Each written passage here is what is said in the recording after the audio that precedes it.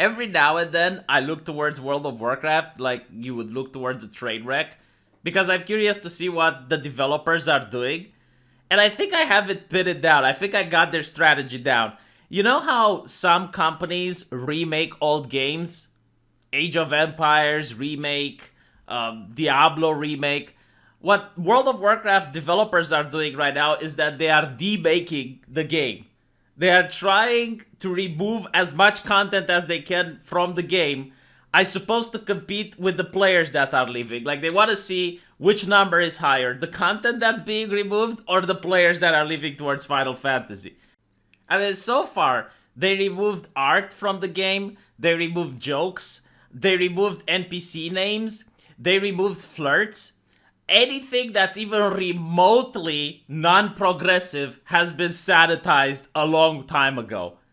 So they're hard at work just removing things. And I see that finally we get an interview about the future of World of Warcraft. So the developers are optimistic. Like they think people will still play this in the future. And I wanted to see, okay, so what exactly are they adding? I mean, they're losing players to Final Fantasy. They're even ashamed of announcing how many subscriptions they have. So they need to come up with something big, right? I mean, it needs to be something that's groundbreaking in order to convince people to come back to the game. So let's see. The team created an internal process for employees to flag pieces of the game for review that haven't aged well or could be seen as offensive, and a diverse group reviewed them for a change. So their main priority is to keep removing shit.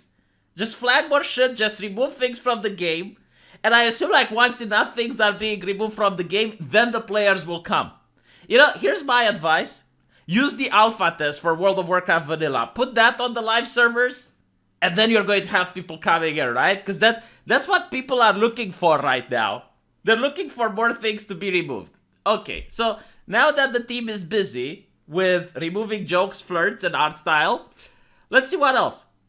These changes did not take away from development time and would likely have gone unnoticed if they weren't spotlighted from data mining. This is an absolute lie.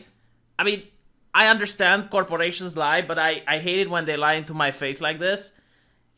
You have a human being, right? Like an employee at the company, and he should actually work on the game.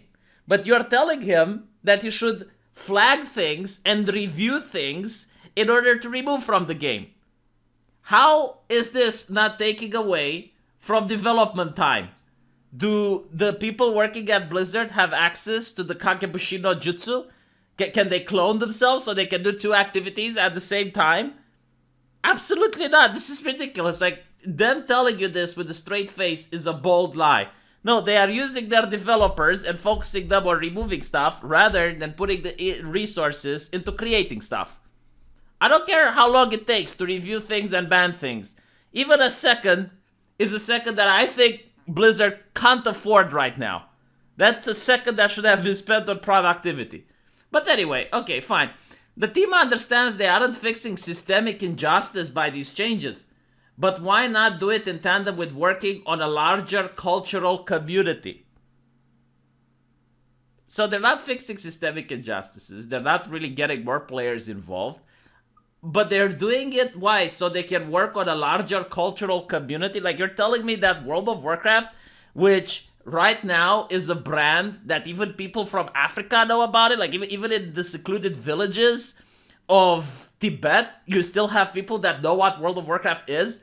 You're telling me that it wasn't part of a large cultural community, but by removing things from the game, you're going to create that mythical large cultural community? You're going to make it into Final Fantasy? Like, what? How did these people think, man? Do you think they did logic in high school? Because I don't think they did. Moving forward, the World of Warcraft team is also working closely with the Overwatch team to try and catch toxicity in the game right away without relying so much on manual reporting. So they're spying on you is what they're doing. They're trying to spy on you to see if you're naughty even before you commit a crime. Maybe they have like one of those mutants from Charles Xavier that can see the future, and they're going to ban you before you can use the Netflix logo on your keyboard. Maybe that is what they're doing. But alright, so They're removing things, they're banning people, they're banning players, they're talking about how they're going to become more cultural sensitive. Alright. In the end, the team wants World of Warcraft to be a positive place to escape the trials and tribulations of the world. Man, I'm already positive when I go to work. I'm already positive in my day-to-day life. What if I just want a place where I can unwind safely? You know, like, as I used to do when I was a kid, I would go into the football court, I would play soccer, and I would trash talk with other players. Can I do that? Apparently not. Diversity makes a better game. Yes, World of Warcraft had a diversity issue, did it? Because I remember when I had the guild, was one of the best in Europe, by the way. I had the main tank was from Saudi Arabia. The main healer was from Romania. She was, I believe, a woman that owned actually a hotel chain. Was roughly around 40 years old. She even had a daughter. The paladin was a guy from Sweden. I even had a homeless guy in my guild, right? You're telling me that this game was suffering from diversity.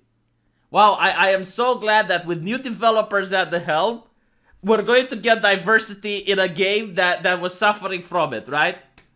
They don't want World of Warcraft to be for a niche audience. Yes, World of Warcraft is exactly the type of game that I would consider a niche game. Because yes, when you think about nichiness, you think about World of Warcraft. I am so glad that we have new developers at the helm that's going to make World of Warcraft popular. Because up until now, no one heard about this game. It used to be a niche game with all of the sexist jokes and with all of the innuendos. But now, thankfully, we have progressive people that's going to make this game popular for a wider audience. There has been a lot of work towards allowing more open communication and feedback with the team about how things are going into the game. Yes, I saw you banning people on the World of Warcraft forums. I saw you how that work. How much do you pay community managers to ban people? I'm really curious. Oh my god. And by the way, the people getting banned are the people complaining about these things.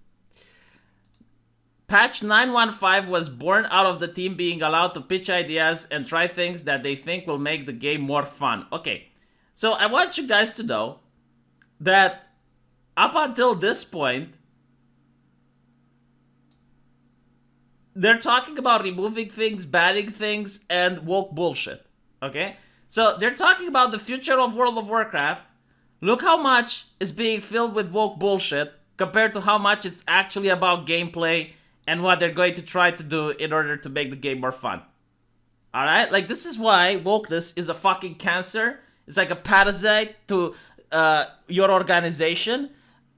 I have watched World of Warcraft when it was the most popular MMO on planet Earth. The most renowned brand in gaming history. And you could read what they're going to plan to do without this bullshit. Like, this bullshit didn't exist. Okay? They didn't invent resources in order to do this crap. But now this crap is the parasitism. Like, this is how much they dedicate for the game. This is how much they dedicate for the bullshit. Ion acknowledges that they should have reacted to player feedback earlier about conduit energy and knows that they cannot do better with communicating, blah blah blah. 915 reflects a shift towards a more accessible and letting go of old lessons instilled on the team from the past that don't necessarily reflect the way that the game is enjoyed today. Cross-faction raiding is a bit more on the radar now. If Jaina and Thrall are working together, why can't the players? Let me translate to you. There are so few people playing this game right now that they're going to kill off factions in the future. The game cannot work with two factions anymore. You don't have enough people to do raids. You don't have enough people to do anything. So they're going to go like, okay, we need to enlarge the pool of players. So we're going to allow for cross-faction raiding. Isn't this beautiful? They will be talking about the conclusion of Shadowlands in more detail in the future. Wow, I can't wait for that train wreck. The new patch is coming and you'll hear about it soon. They have much more planned after that, but it's hard to say too much more without spoiling some of the story that's coming. Look, honey, poopsikins, I only care about spoilers if it's a good story, okay? I have lost faith long ago that Blizzard can create interesting stories. At this point, your cat... by the way, let me tell you the story, alright?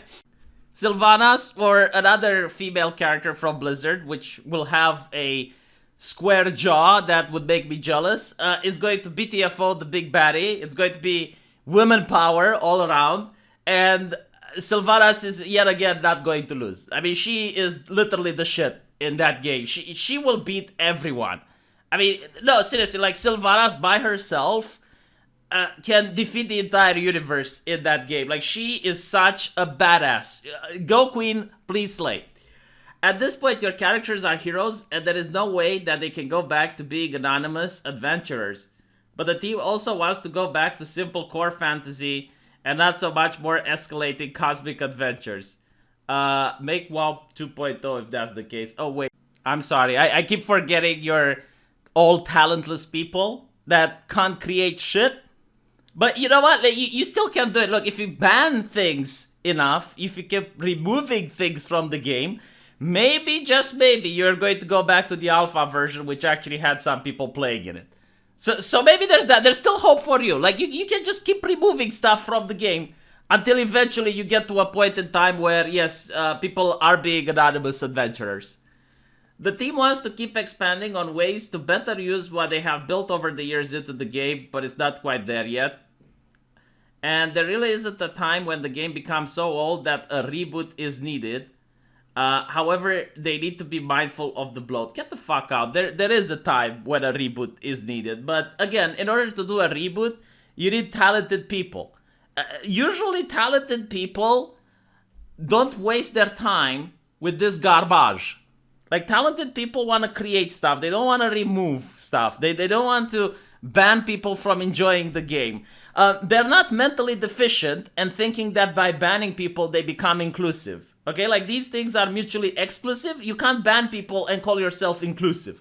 Inclusive means you have to put up, even with the potty mouth, even with the evil Trump supporter, even with the communist. Like, everyone needs to be included. And in order to do that, you need to promote the mute button, not the ban button. But you know what? It's okay. It's okay. There's already a new game, Final Fantasy, and people are playing it. They're enjoying it. And it doesn't have any of this bullshit. I don't know how they manage. Maybe you should ask those developers, like, how the fuck do you manage to get so many people invested in a game without doing this shit? How do you guys do it? It's magic. I know, it's Japanese magic, isn't it?